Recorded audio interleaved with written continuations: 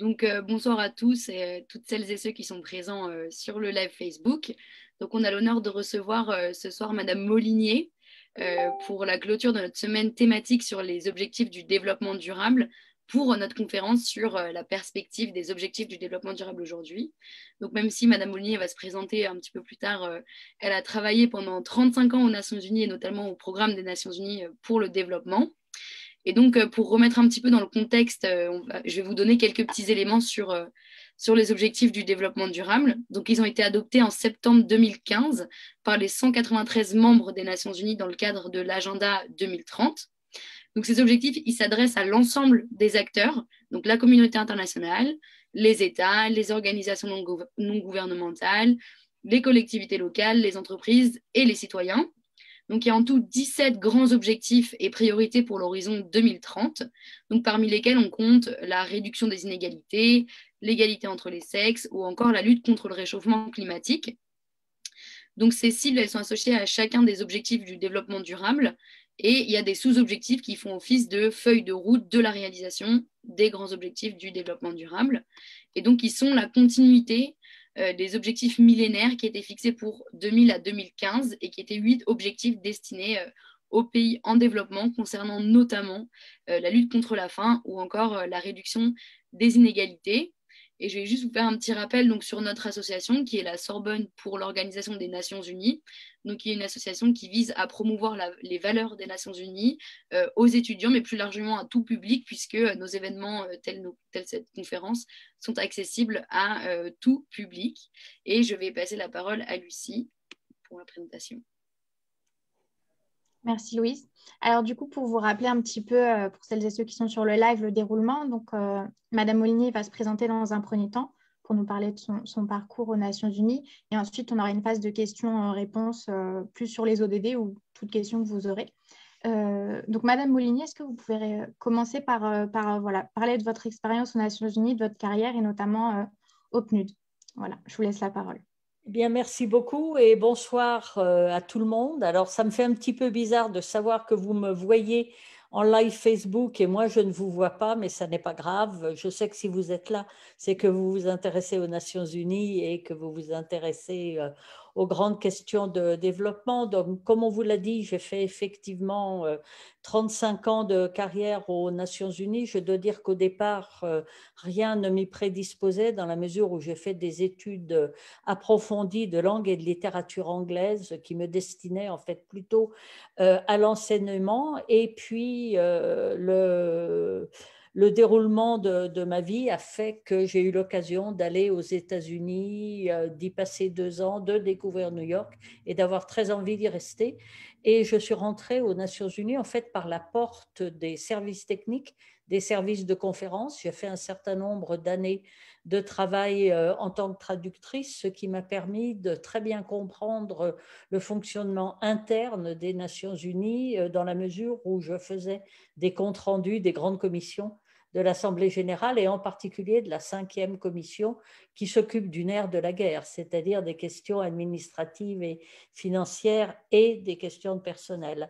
Ça m'a aussi donné l'occasion de travailler au sein de l'Association du personnel aux Nations Unies et donc de pouvoir discuter avec les responsables de l'administration d'un certain nombre de questions qui intéressaient directement les conditions de travail du personnel.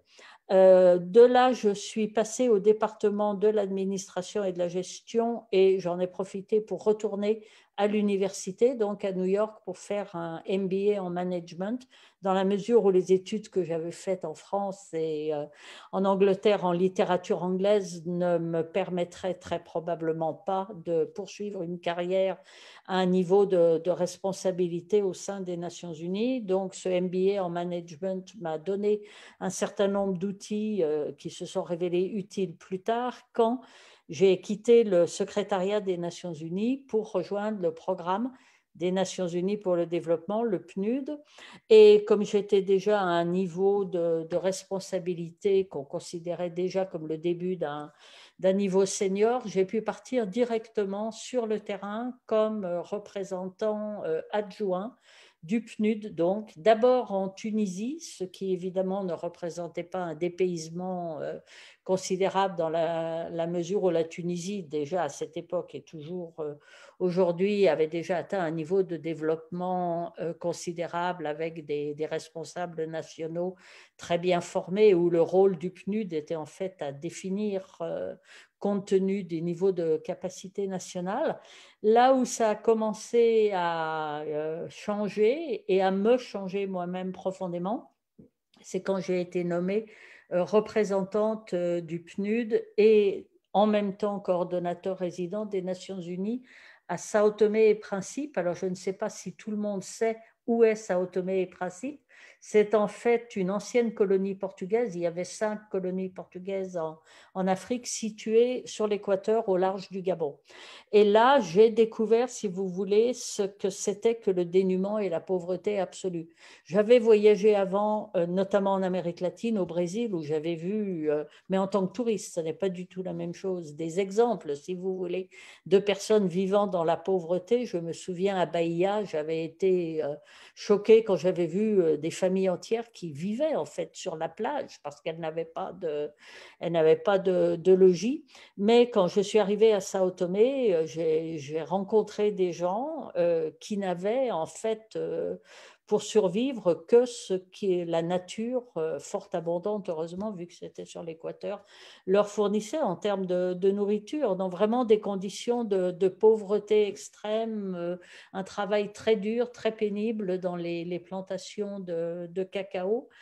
Et j'y ai fait, si vous voulez, mes premières armes avec les collègues des autres agences des Nations Unies, en essayant de réfléchir à ce que l'on pourrait faire pour améliorer en fait les conditions de vie et le quotidien de ces gens-là. On a travaillé notamment avec des coopératives de femmes pour les aider à devenir en fait des micro-entrepreneuses en quelque sorte, leur apprendre les rudiments déjà de l'alphabétisation, de la numérisation et ensuite s'organiser en coopérative pour pouvoir fabriquer ensemble et vendre leurs différents produits. C'était un peu comme un laboratoire, Sao Tomé, mais ça m'a provoqué, ça a provoqué chez moi, si vous voulez, un choc que je considère comme très salutaire parce que ça m'a confronté avec les inégalités absolument abyssales entre les gens vivant dans les conditions dans lesquelles vivaient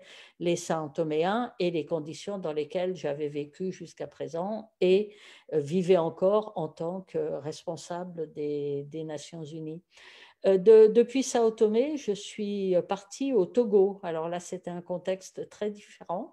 C'était un contexte très intéressant dans la mesure où les relations entre le gouvernement de l'époque, et à l'époque, c'était le président Eyadema qui dirigeait le pays d'une main extrêmement brutale, et ce qui faisait qu'en fait, l'aide notamment de la Commission européenne, mais aussi d'autres partenaires, avait été gelée et que le Togo se trouvait et confronté à des problèmes de gouvernance et de manque de capacité assez considérables.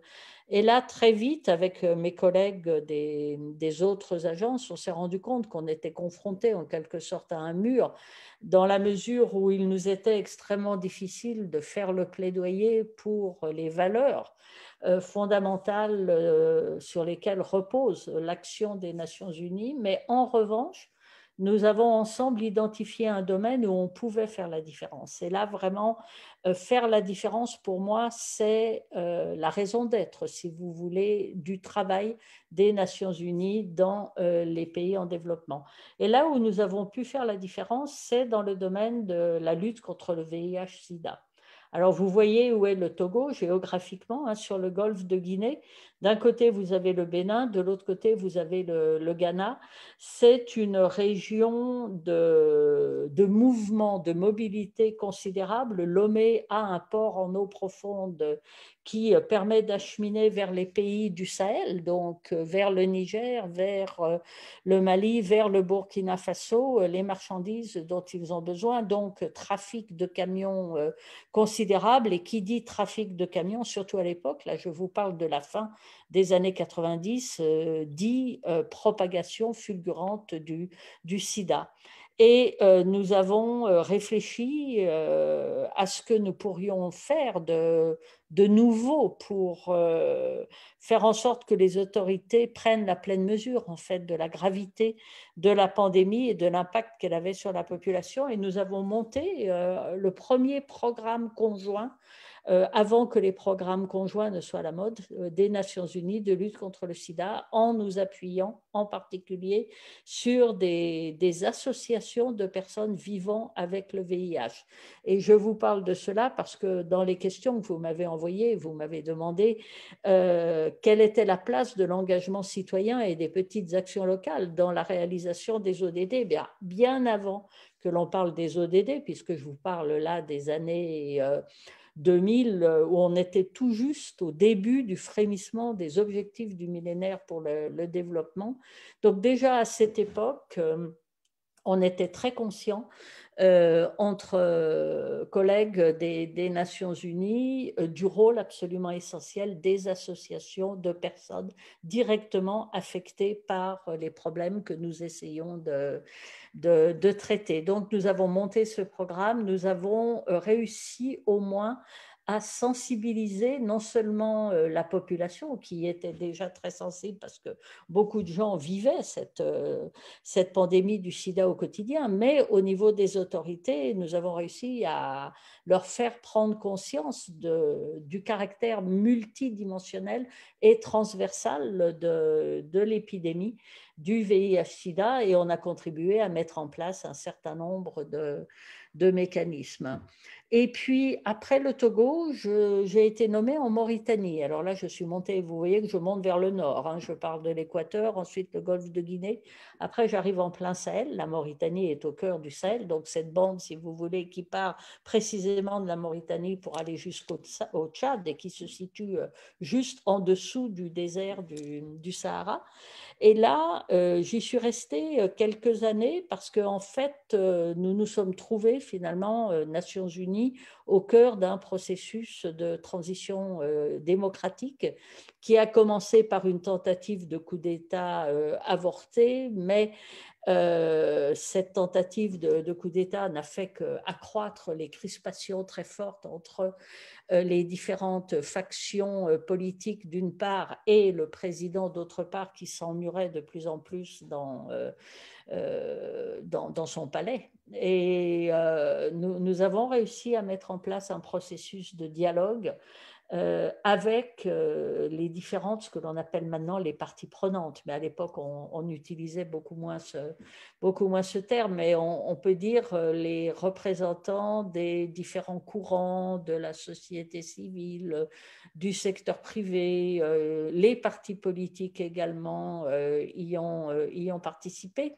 Et c'est là que les OMD, donc les objectifs du millénaire pour le développement, à l'époque, se sont avérés particulièrement utiles parce que la crispation politique était telle, et le PNUD, traditionnellement étant considéré comme un programme des Nations Unies pour le développement, entre guillemets, qui n'était pas censé également, entre guillemets, faire de la politique, j'ai pu utiliser ce cadre des OMD en commençant par les objectifs, si vous voulez, les moins menaçants, entre guillemets, pour le pouvoir, c'est-à-dire la santé, l'éducation, l'accès à l'eau potable et à l'assainissement.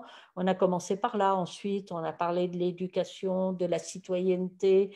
Ça commençait à devenir un petit peu plus sensible et complexe. Et puis, le troisième atelier qu'on a fait, et tout ça, c'était en dehors de la capitale. C'était vraiment sur le terrain, dans les provinces reculées, sous des grandes tentes, avec des groupes de gens qui habitaient là-bas et partageaient directement leurs problèmes et leurs aspirations pour l'avenir de la Mauritanie. Et le troisième atelier, c'était sur la question des droits de l'homme. Et là, si vous voulez, tout naturellement, un dialogue s'est engagé, une véritable conversation s'est engagée entre les parties participants à ces ateliers qui étaient tous des Mauritaniens et qui pour beaucoup ne se parlaient plus depuis une bonne vingtaine d'années en raison de profondes tensions politiques.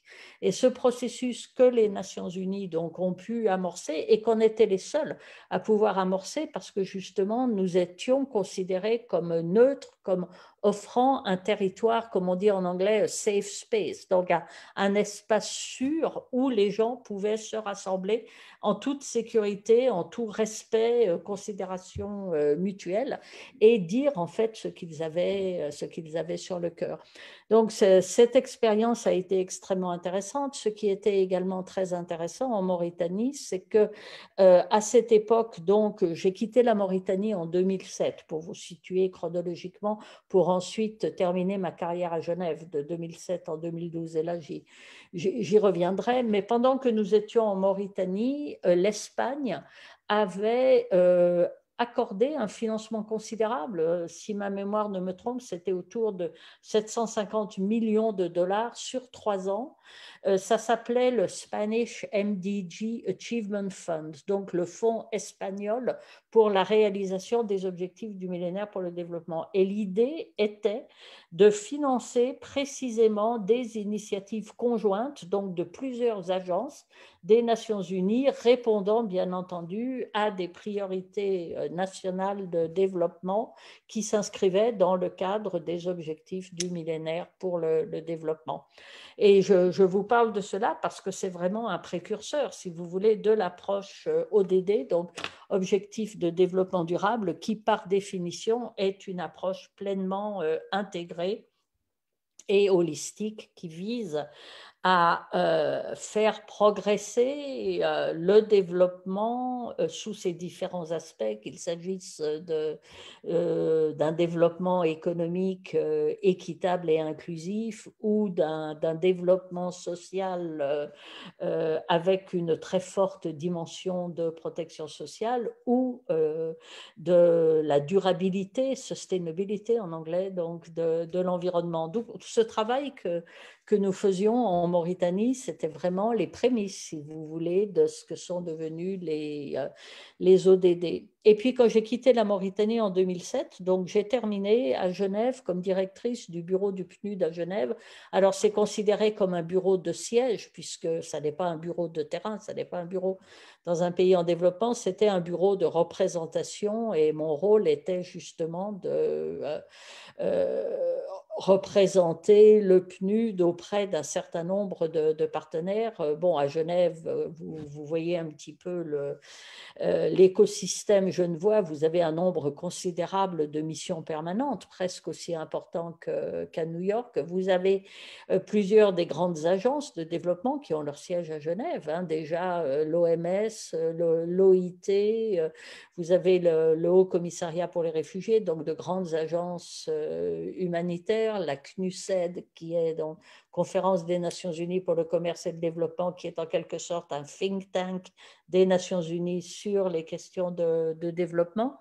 Un certain nombre d'institutions spécialisées plus pointues comme la météorologie, les télécommunications, propriété intellectuelle.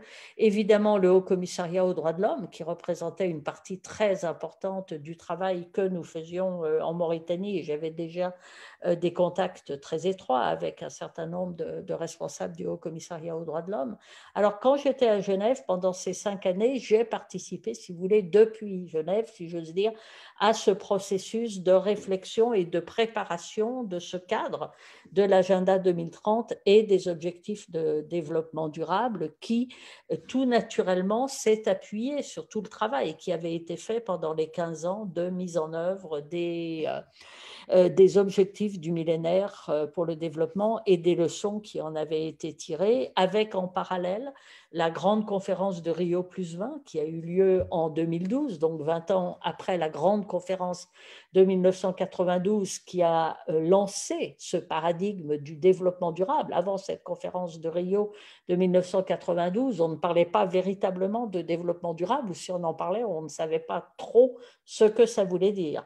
La conférence de Rio de 92 et puis celle 20 ans après ont permis de beaucoup affiné de développer le concept. Et elles sont très importantes aussi, ces conférences sur le développement durable, parce que elles ont été préparées de façon très participative. Et je reviens aux questions que vous m'aviez posées, en fait, sur les partenariats, sur l'importance d'acteurs qui ne sont pas que des acteurs gouvernementaux.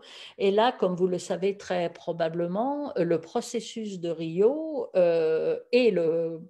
qui se continue évidemment avec le processus de mise en œuvre de l'agenda 2030, il repose sur une interaction entre les gouvernements et ce qu'on appelle les major groups en anglais, les grands groupes qui sont au nombre de 9.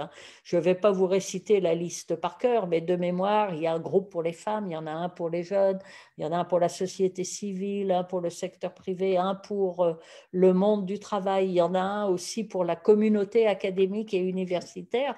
J'ai noté aussi que vous aviez posé une question très pertinente en fait sur dans quelle mesure les ODD sont devenus un sujet de réflexion et d'étude au niveau académique, au niveau universitaire. Et il est évident que cette architecture, si vous voulez, des ODD, qui est extrêmement complexe, et je vous dirai peut-être un mot de la façon dont ce processus s'est déroulé, mais cette architecture, elle a reposé sur tout un travail de consultation dans les différents pays. Et là, vous me demandez aussi quel est le rôle qu'a joué et que joue le PNUD dans la mise en œuvre de ces objectifs. Eh bien, de par son mandat, qui est un mandat transversal et multidimensionnel, et qui est également un mandat, si vous voulez, qui vise à rassembler les différents aspects sectoriels de l'action des Nations Unies. Donc, vous imaginez bien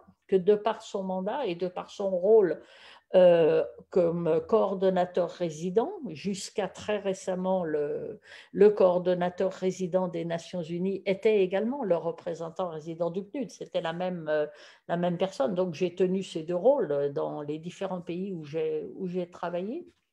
Donc, de par, si vous voulez, son mandat et son rôle, le PNUD a joué un rôle extrêmement important dans ce processus de réflexion, d'abord autour de la mise en œuvre des objectifs du millénaire, des leçons à tirer de cette mise en œuvre, notamment d'identifier d'un côté les facteurs propices à l'accélération de la mise en œuvre, ce qu'on appelle enablers en anglais, et puis d'un autre côté d'identifier les facteurs de blocage, si vous voulez, de ralentissement que l'on appelle des disablers également en anglais.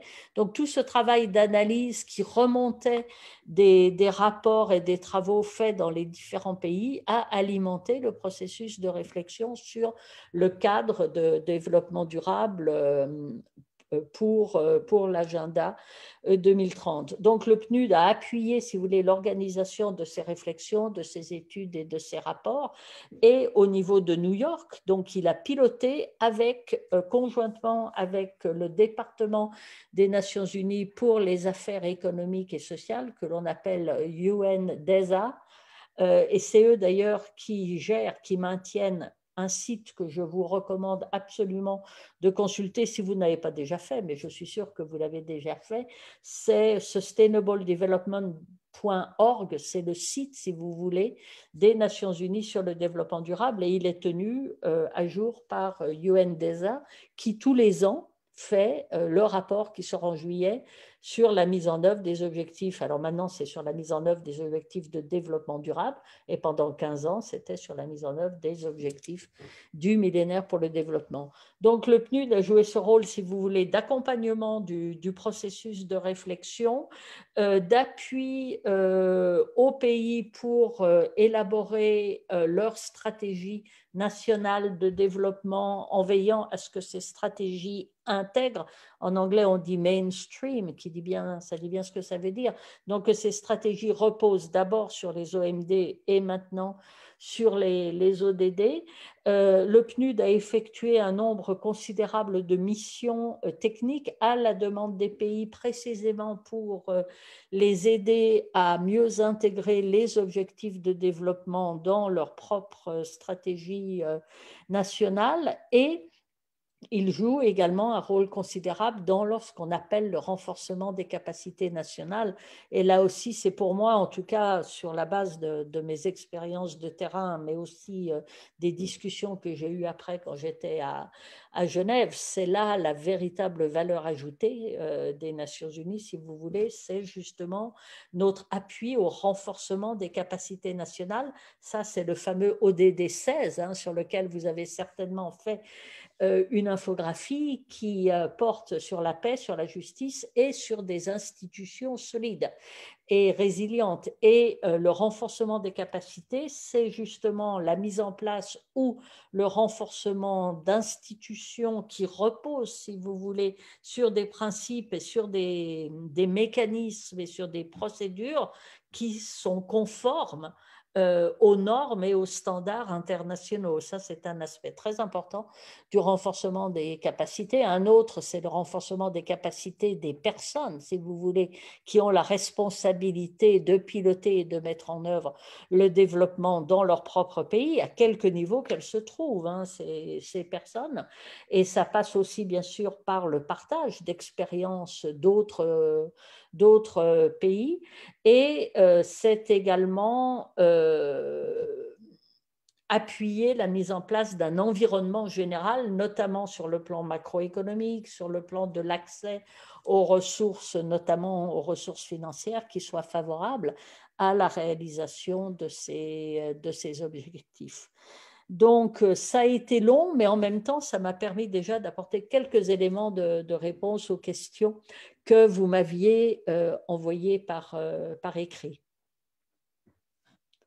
Donc ça, c'est un peu pour la partie sur mon parcours, si vous voulez. Oui, j'ai oublié de mentionner, je crois que j'ai pris ma retraite donc fin 2012. Et que depuis, je suis restée quand même assez active. Bon, je suis restée à Genève parce que je m'y trouvais fort bien, j'avais noué de solides amitiés, développé un certain nombre de réseaux.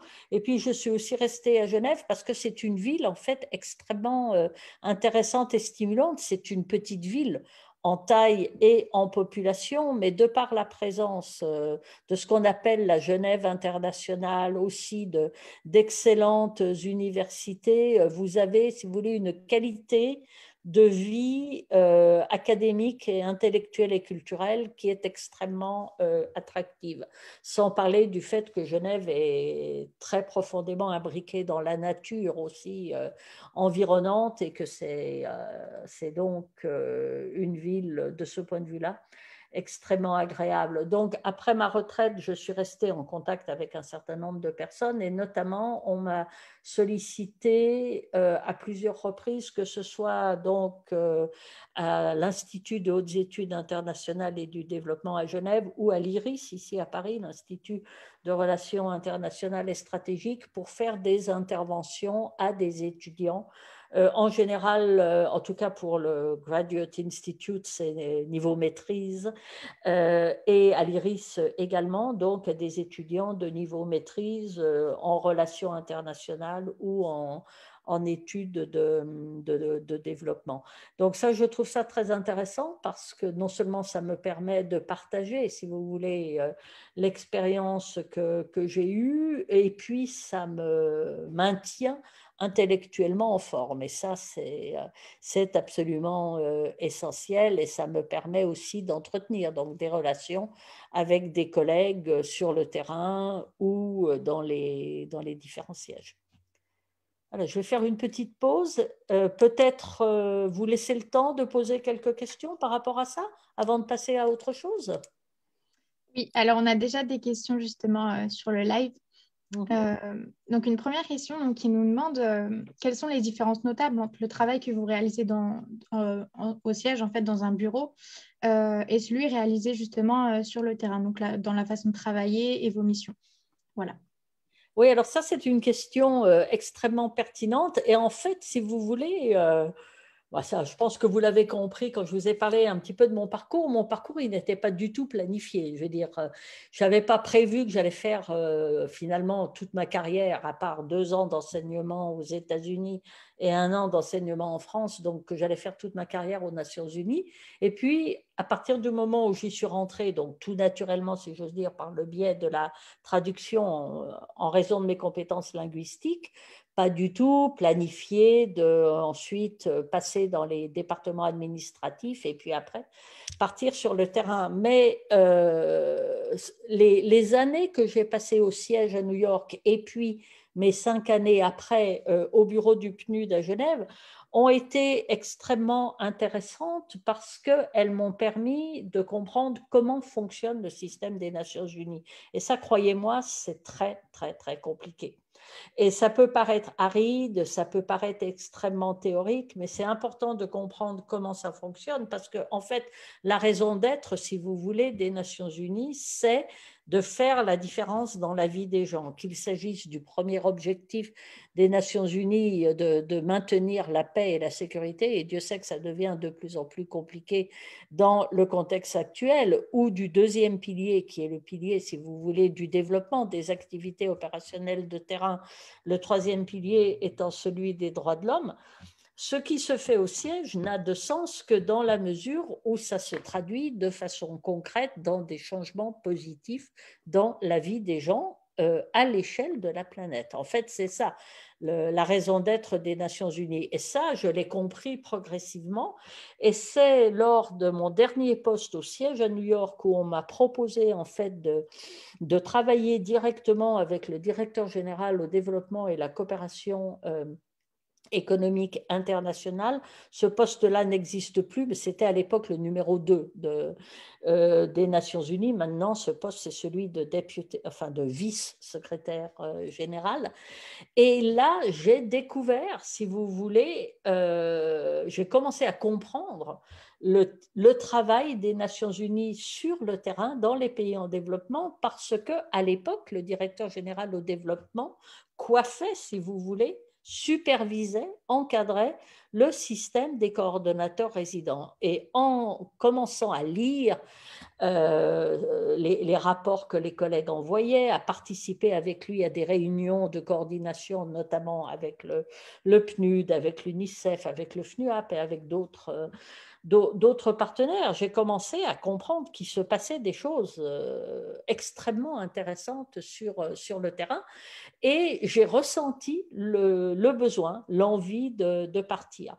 Et en fait, c'est une fois que je suis partie, une fois que je suis arrivée là-bas, et notamment quand j'ai été donc à Sao Tomé, à partir de Sao Tomé, représentant résident et coordonnateur résident, où en fait j'étais la personne qui était responsable du travail de toute une équipe et qui dans la mesure évidemment où je disposais d'une certaine enveloppe budgétaire et que nous avions formulé avec donc nos partenaires nationaux le cadre de coopération. Dans ce cadre quand même assez large, si vous voulez, je pouvais, avec mes collègues, on essayait de trouver des solutions, des moyens créatifs de faire la différence le mieux possible avec les moyens limités dont on disposait. Alors, la différence, si vous voulez, entre le travail de siège et le travail de terrain, ce sont deux types de travaux qui sont extrêmement importants,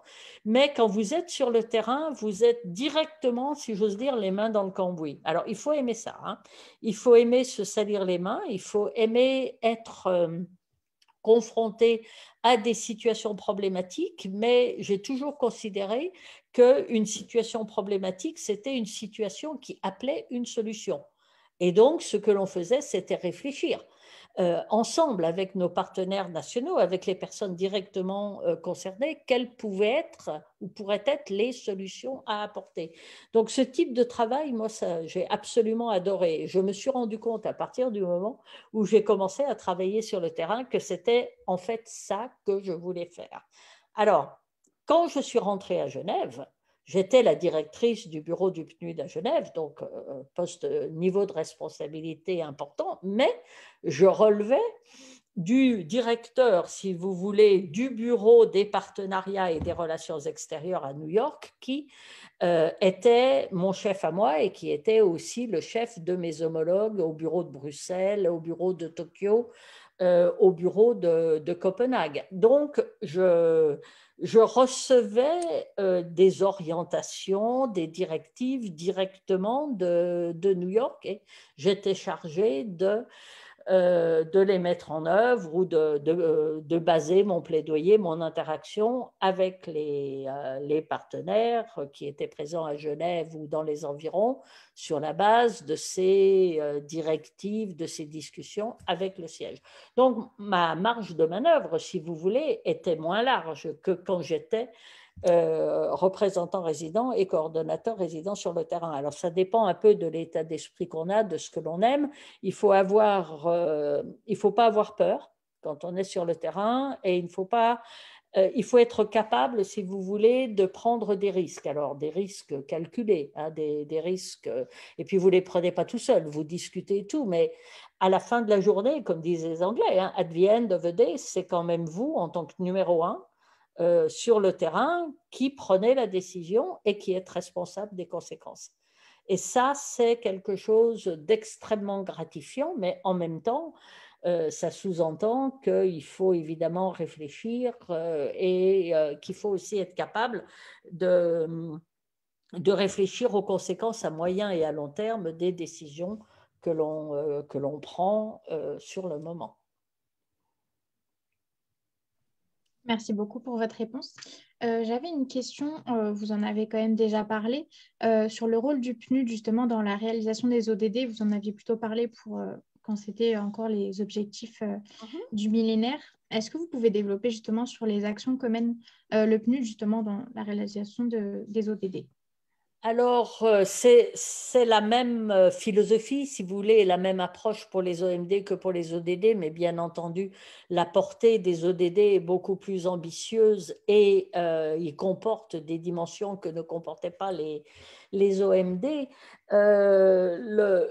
L'un des rôles du PNUD, et c'est très très compliqué, c'est justement que ce soit au niveau des interventions des Nations Unies, mais aussi au niveau de la réflexion nationale, si vous voulez, dans le pays lui-même, sur l'élaboration de leur stratégie de développement, c'est de mener un dialogue avec l'ensemble des partenaires sur la façon d'intégrer précisément ce cadre des ODD dans les stratégies nationales de développement. Alors, il n'est pas question que chaque pays reprenne les 17 ODD et l'ensemble des cibles et dise, voilà, on va bâtir notre stratégie de développement là-dessus.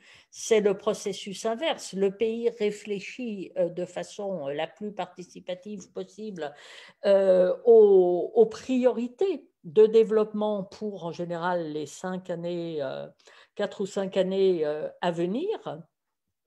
Et avec le PNUD et par l'intermédiaire du PNUD aussi les autres agences des Nations Unies, on voit comment faire en sorte que la définition de ces priorités nationales et leur mise en œuvre contribuent à la réalisation des ODD. C'est là que, évidemment, il faut regarder les cibles et les sous-cibles et les différents indicateurs.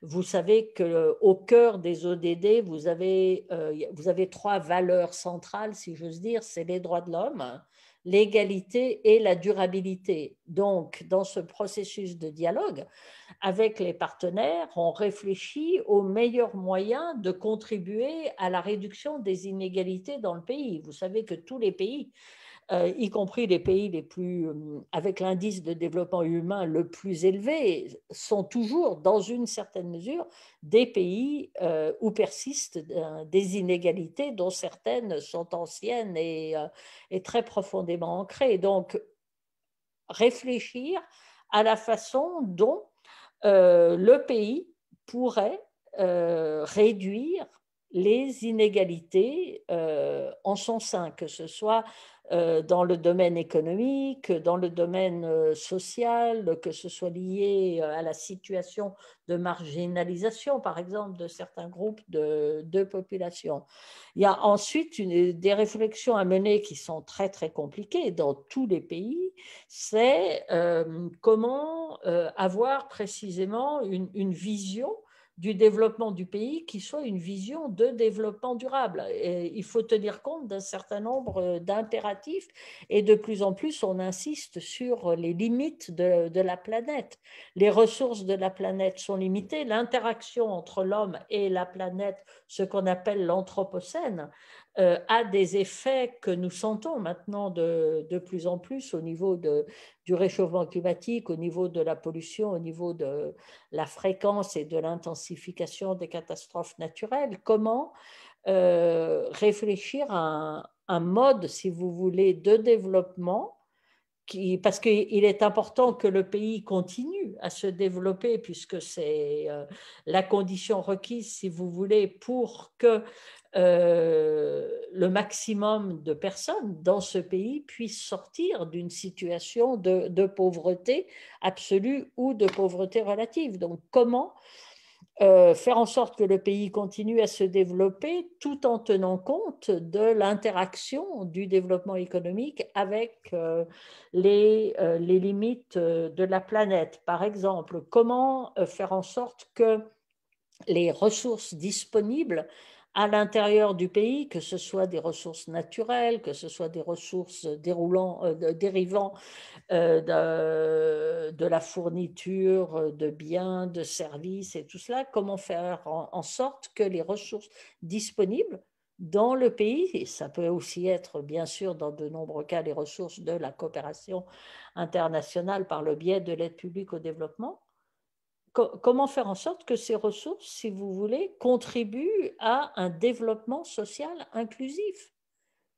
Comment faire en sorte que, par exemple, dans le contexte de la Covid-19 et des travaux faits par l'OIT, on s'est rendu compte, si on ne le savait pas déjà, que plus de 50% des habitants de la planète, ça fait quand même près de 4 milliards de personnes, hein, sont totalement dépourvus de protection sociale.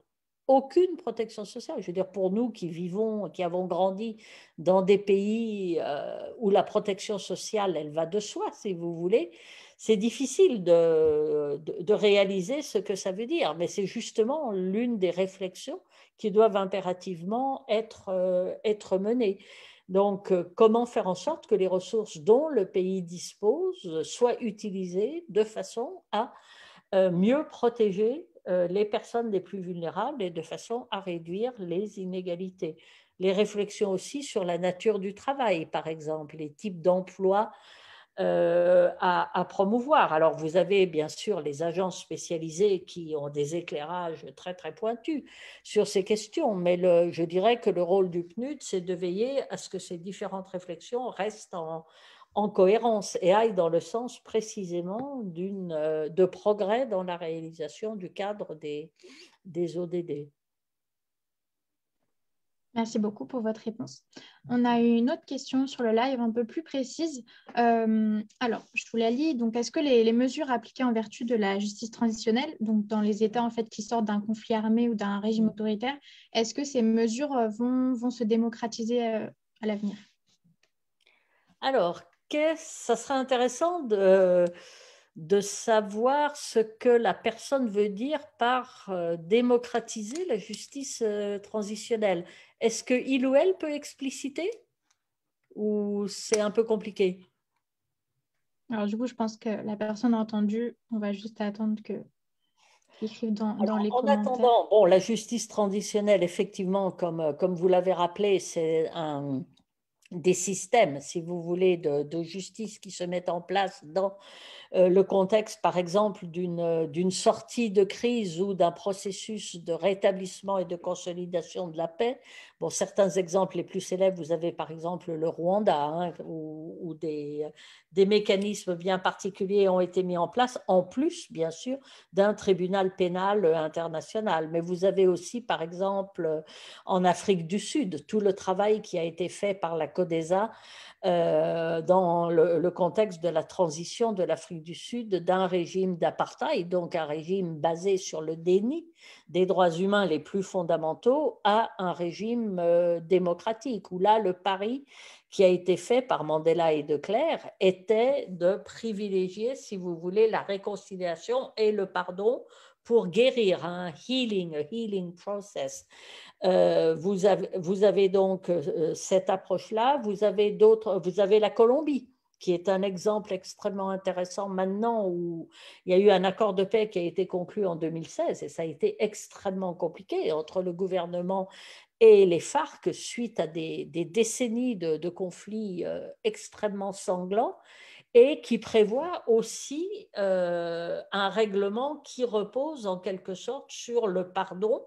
D'abord, la reconnaissance des crimes, ça c'est absolument essentiel, par l'auteur des crimes, de façon à ce que les victimes puissent leur pardonner leurs crimes, l'idée étant qu'ils sont appelés ensuite à vivre, si vous voulez, souvent dans les mêmes communautés et côte à côte. Donc, c'est un processus extrêmement complexe. Il n'y a pas de bonne et de mauvaise solution.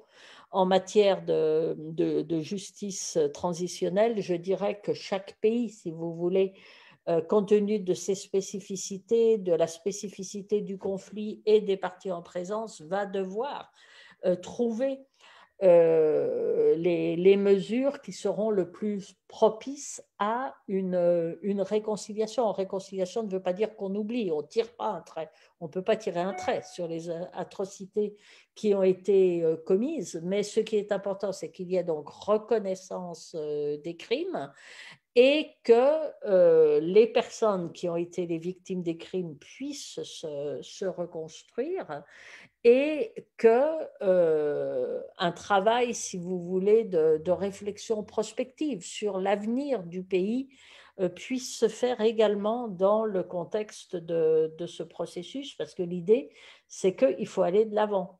Et qu'il faut aller de l'avant en évitant que ça se reproduise, hein, le fameux Never Again qu'on a entendu depuis 1945 et la découverte des camps de concentration. Il faut éviter que ça se reproduise, mais ce n'est pas suffisant. Il faut aussi consolider à l'intérieur de la société les forces qui, justement, veulent œuvrer pour le développement humain. Et ça veut dire qu'il faut réfléchir finalement aux causes profondes des conflits. Qu'est-ce qui a fait que le pays ait pu être plongé dans de telles atrocités? Qu'est-ce qui a fait que des gens qui étaient des voisins du jour au lendemain, je repense toujours au Rwanda parce que c'est quand même particulièrement frappant, et puis on vient de commémorer à nouveau un anniversaire de ce génocide. Donc, qu'est-ce qui a fait que des gens qui vivaient dans les mêmes communautés, qui se mariaient entre eux, hein, il y avait énormément de mariages entre Hutus et Tutsis, presque du jour au lendemain, ont pu se massacrer d'une façon aussi abominable. Donc tout ça, ça sous-entend évidemment tout un travail de réflexion sur les causes profondes de déclenchement du conflit. Et peut-être c'était ça aussi le sens de la question, comment est-ce qu'on peut davantage démocratiser les processus de justice transitionnelle? La justice transitionnelle, à mon avis, ne peut être véritablement efficace, c'est-à-dire contribuer à la consolidation de la paix et au relèvement et au développement du pays, que si elle est ancrée sur une démarche très participative. Ce n'est pas quelque chose qui devrait être imposé du sommet sur les populations. Merci. Oui, en fait, la personne a précisé, elle demandait si il y a un recours plus fréquent à ces mesures transitionnelles sont envisagées ou pas sur la scène internationale, est-ce qu'elles vont prendre de plus en plus de place? Voilà, c'était ça le sens de la question. Alors, c'est un sujet qui est au cœur des discussions dans chaque cas de règlement des conflits. Oui, absolument. On ne peut pas faire l'économie, si vous voulez, d'un processus de justice transitionnelle, mais il n'y a pas un, comment dire, un modèle préapporté de justice transitionnelle. Et surtout, c'est quelque chose qui doit être décidé, agréé par les parties au conflit. Ça peut être très utile qu'il y ait une médiation, comme par exemple dans le cas de la Colombie. Le Saint-Siège a joué un rôle très discret, mais absolument essentiel dans le processus qui aboutit à un accord de paix en Colombie. Cuba aussi a joué un rôle extrêmement important dans ce processus. Donc la médiation est extrêmement importante, mais il faut que l'accord, si vous voulez, sur ce processus de justice transitionnelle, ce soit un accord qui émane des parties au conflit elles-mêmes. Merci beaucoup. Alors, j'avais une question plus pour revenir sur les ODD. Est-ce que vous auriez des éléments de réponse à apporter sur quels peuvent être en fait les freins à la réalisation des objectifs en termes, je ne sais pas, financiers par exemple, enfin, de budget ou encore politique? Est-ce qu'il y a certains éléments qui pourraient venir perturber la réalisation de ces objectifs? Ah, c'est sûr. En fait, si vous voulez, c'est même intrinsèque à l'agenda 2030 et aux ODD eux-mêmes. Et c'est pour ça que l'ODD 17, il porte sur les moyens de mise en œuvre. Et c'est ça qui est intéressant. Il n'y avait pas ça pour les OMD. Il y a un objectif qui est intégralement consacré, si vous voulez, à la réflexion sur les prérequis pour que les autres objectifs soient réalisés. Donc ça, déjà, comme démarche, c'est extrêmement intéressant. Alors, il y a plusieurs ingrédients qui sont absolument essentiels. Le premier, c'est la volonté politique. Elle était là, elle a été là, puisqu'elle a permis, si vous voulez, de déboucher sur cet accord quand même historique sur l'agenda 2030 et les objectifs de développement durable. Et je dirais qu'elle est toujours là, cette volonté politique, et qu'elle est aiguillonnée, elle est piquée, si j'ose dire, de plus en plus par le militantisme de la société civile. Et là, je ne fais pas de la démagogie parce que vous êtes jeunes, mais, enfin, vous collectif, hein, mais c'est là vraiment que les jeunes ont joué un rôle absolument extraordinaire. Alors évidemment, la figure emblématique du militantisme des jeunes, c'est Greta Thunberg, mais il n'y a pas que Greta Thunberg. Mais vous avez des millions, si vous voulez, de jeunes qui se sont appropriés un certain nombre de ces objectifs. Alors, le plus visible, c'est le changement climatique, donc l'action pour le climat, parce que c'est quelque chose que finalement on voit de plus en plus, et puis ça a surtout une dimension de menace pour les générations futures, ce qui explique bien entendu que les jeunes réagissent avec colère en disant aux gens de ma génération, mais qu'est-ce que vous avez fait et qu'est-ce que vous nous laissez comme planète? Enfin, ce que Greta Thunberg avait dit au sommet d'action pour le climat à New York quand elle était venue en bateau et qu'elle avait fait son intervention. Elle avait vraiment secoué tout le monde.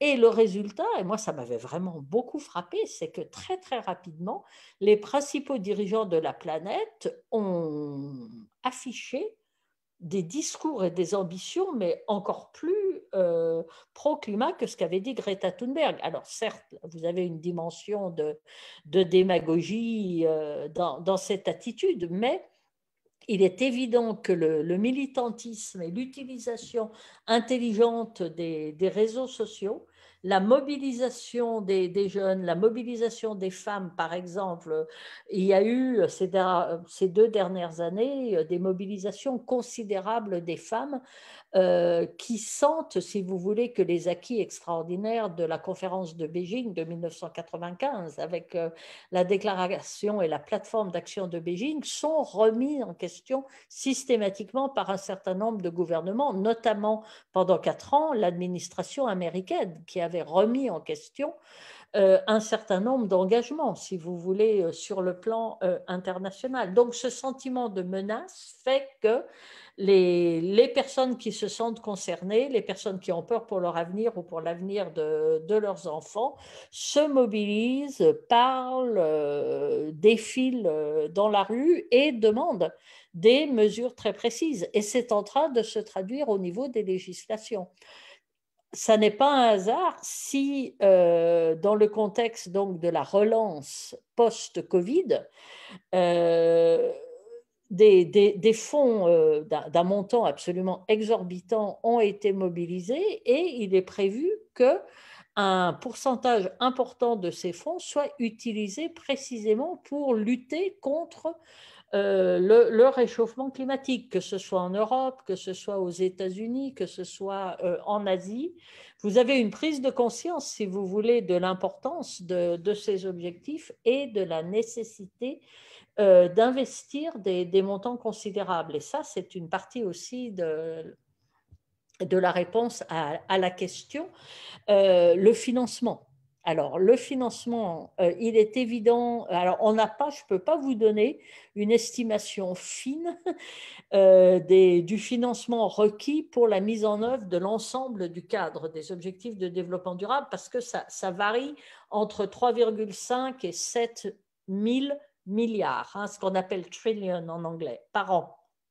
Quand vous savez que l'aide publique au développement, hein, l'APD, ça fait bon an, mal an, 150 milliards par an. D'accord? Donc l'APD d'un côté, 150 milliards par an, et les estimations, si on prend le bas de la fourchette pour la réalisation du cadre des ODD, 3500 milliards.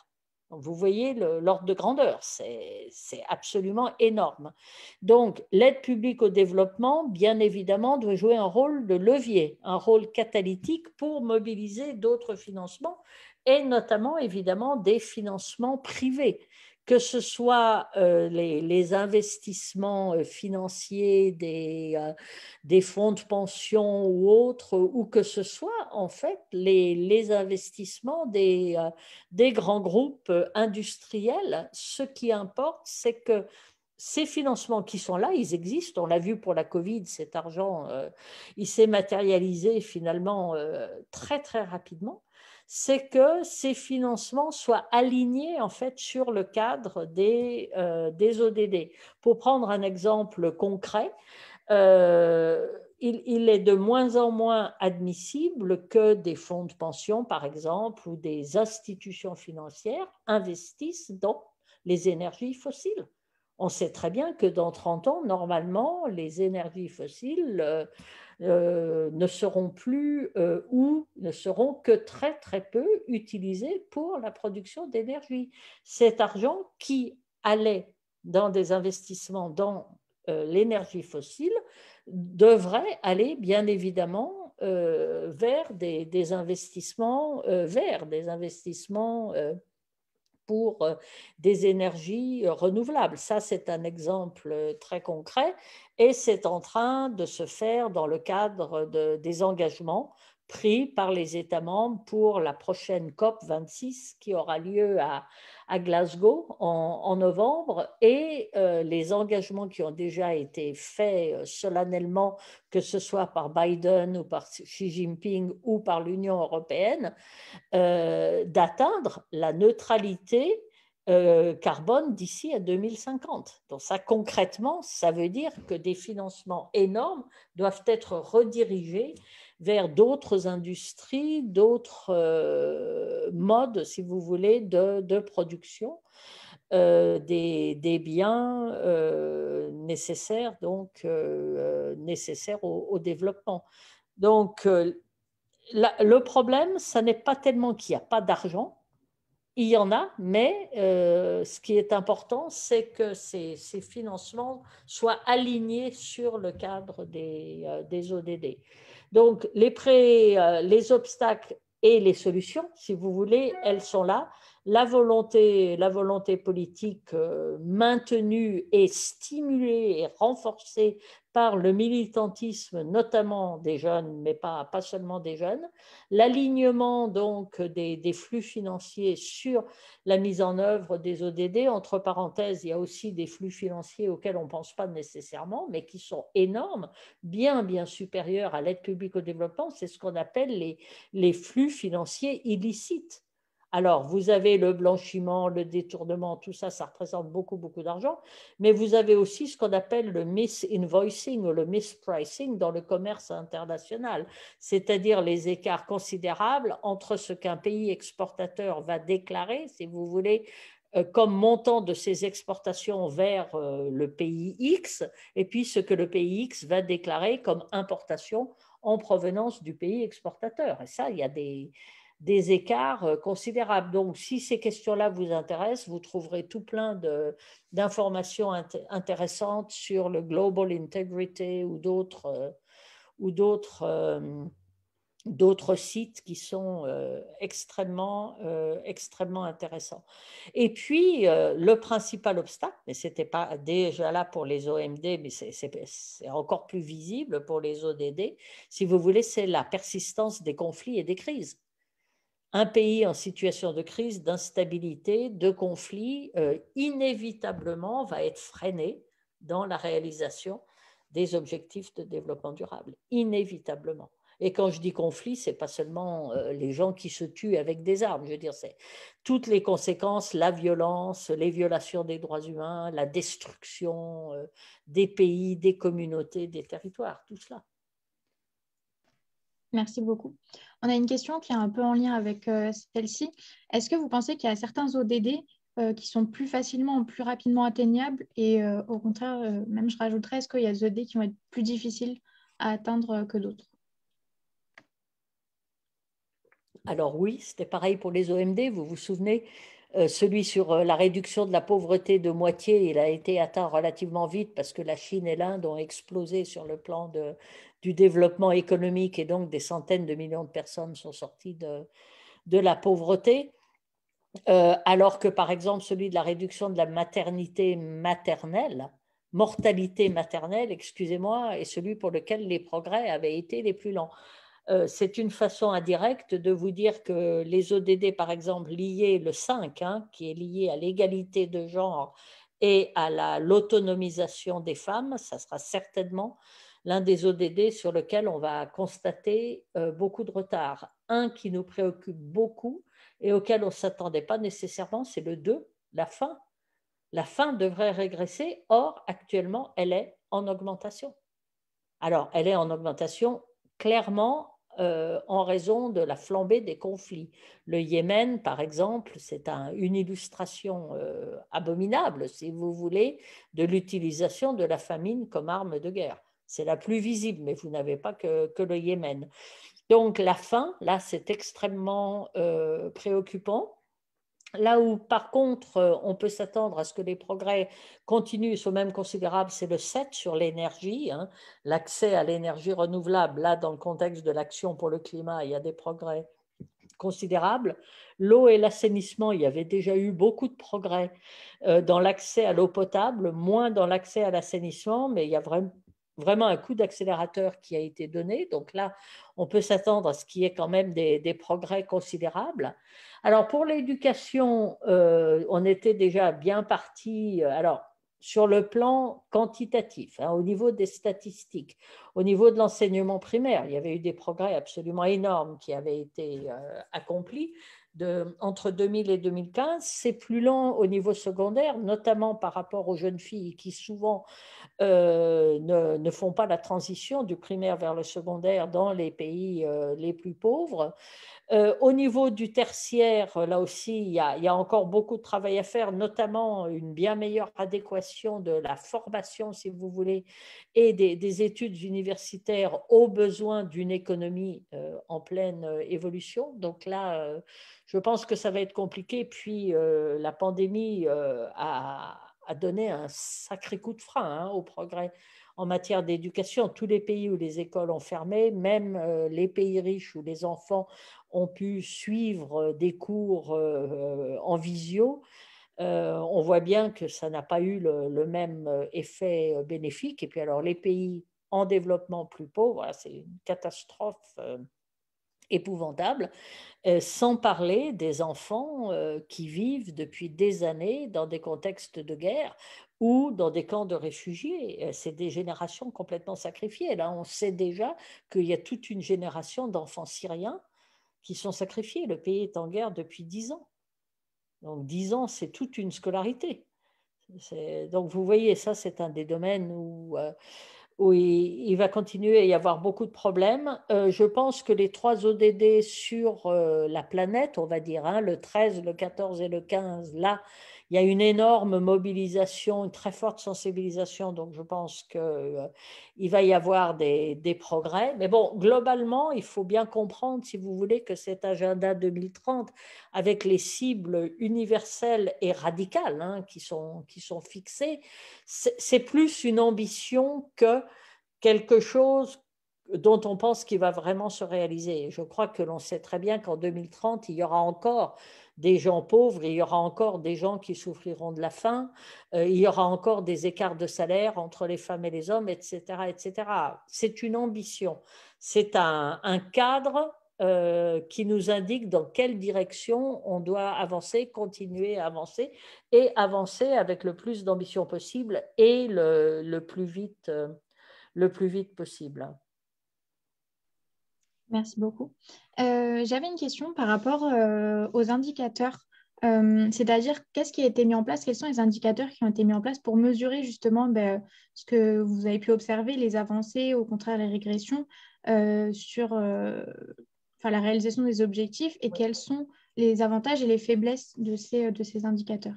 Alors, je ne les connais pas par cœur, loin de là, il y en a un paquet énorme, hein, mais je conseille à la personne qui a posé la question alors de regarder sur ce fameux site hein, dont je vous ai parlé, sustainabledevelopment.org, qui existe en français dans toutes les langues de travail des Nations Unies.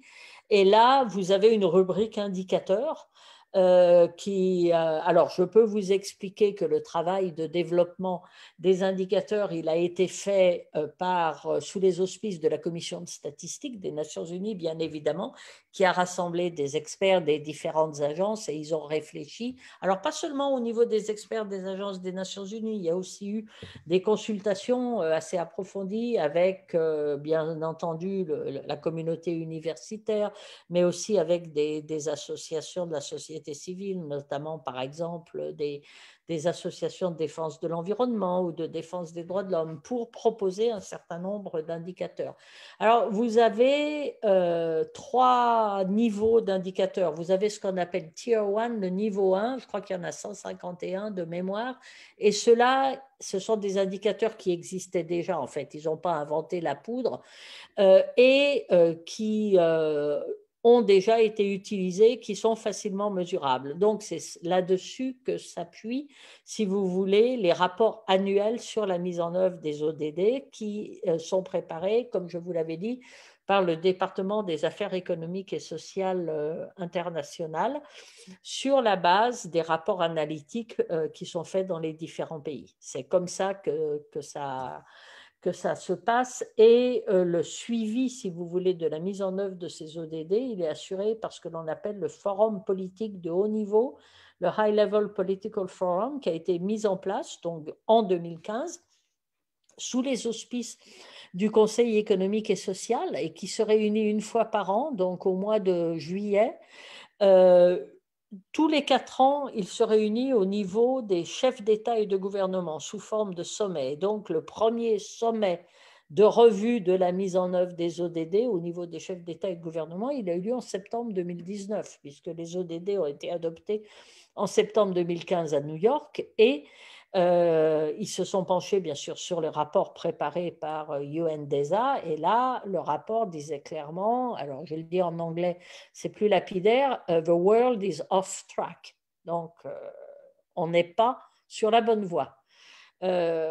Déjà avant la pandémie de la Covid, hein, en 2019, la sonnette d'alarme avait déjà été tirée. Alors, manque d'ambition politique, manque de ressources, manque de cohérence, persistance des conflits, des crises, etc., etc. Donc, on mesure, si vous voulez, les progrès dans la réalisation des ODD comme on l'a fait pour les OMD sur la base du cadre, des cibles et des indicateurs en travaillant donc dans chaque pays avec les instituts nationaux de statistiques, en utilisant aussi les statistiques fournies par les différentes agences des Nations Unies. Et c'est comme ça qu'on agrège, si vous voulez, ce travail et qu'on prépare les rapports annuels. Les autres indicateurs, donc la catégorie 2 et catégorie 3, c'est encore un chantier, c'est un travail sur lequel la commission de statistique continue à plancher, notamment les indicateurs en matière de gouvernance, de solidité des institutions. Ça n'était absolument pas dans les OMD, hein, donc il a fallu réfléchir, proposer un certain nombre d'indicateurs. C'est un travail en cours. Merci beaucoup pour votre réponse. Peut-être une dernière petite question pour conclure un peu tout ça.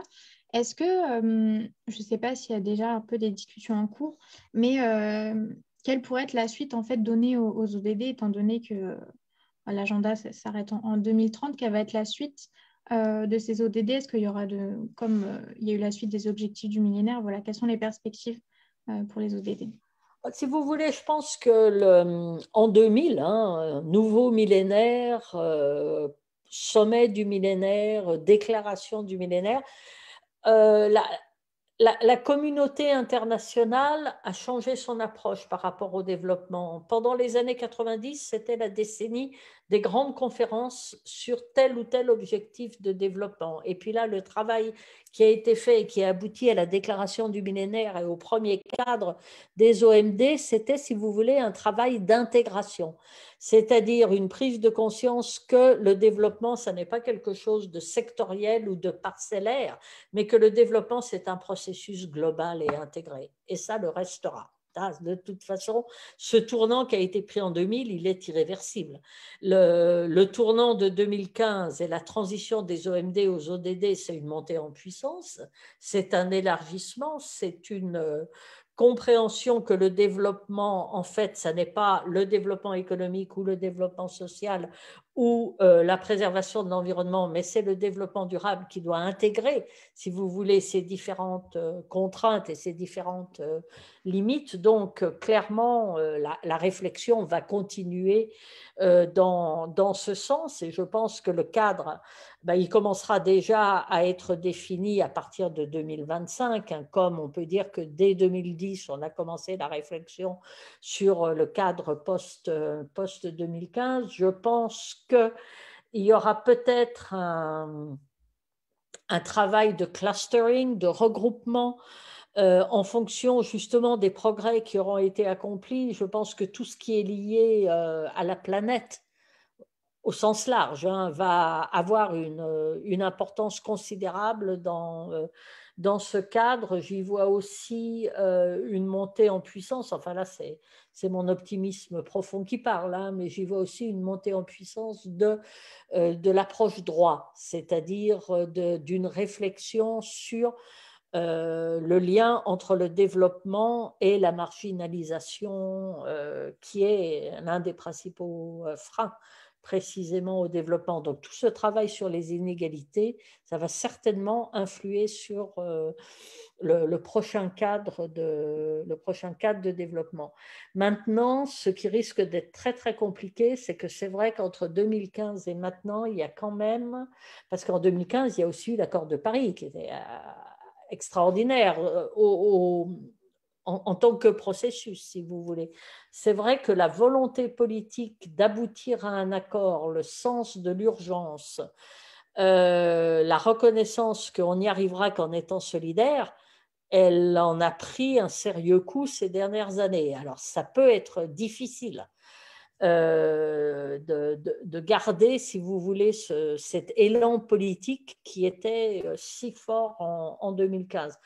En même temps, comme dit notre président, vous avez ces réflexions, si vous voulez, sur la Covid qui font ressortir, et c'est dans la présentation que je vous ai envoyée, vos collègues pourront regarder ça, mais ça fait ressortir en creux, si vous voulez, précisément l'importance, le caractère essentiel du multilatéralisme et l'importance d'une approche coordonnée et solidaire face aux enjeux mondiaux. Donc ça, pour moi, ça sera propice à nouveau, si vous voulez, à un élan, un sursaut politique. je pense. Donc, c'est ça aussi peut-être la pandémie et ce que ça a déclenché, est-ce que ça va continuer à déclencher tout le travail autour d'une alliance globale pour la vaccination, puisqu'on a bien compris que le virus va continuer à s'amuser, à muter, tant qu'il y aura des foyers de centaines de millions de personnes dans différentes parties du monde. Donc je crois que tout ça va faire évoluer aussi considérablement la réflexion. Mais bon, on en reparlera en 2025 ou en 2030, hein, mais je vois ça un peu comme ça. Oui. D'accord. Bah, écoutez, merci beaucoup pour toutes vos réponses. Je pense qu'on va pouvoir conclure et peut-être éventuellement si vous avez un petit mot de fin pour conclure tout ça. Ah, c'est difficile d'avoir un mot de fin parce qu'en fait, vos questions ont touché très très large, hein. Elles sont vraiment. Je vous remercie beaucoup collectivement d'avoir réfléchi de façon aussi globale et aussi fine aux enjeux que ça pose. Non, peut-être.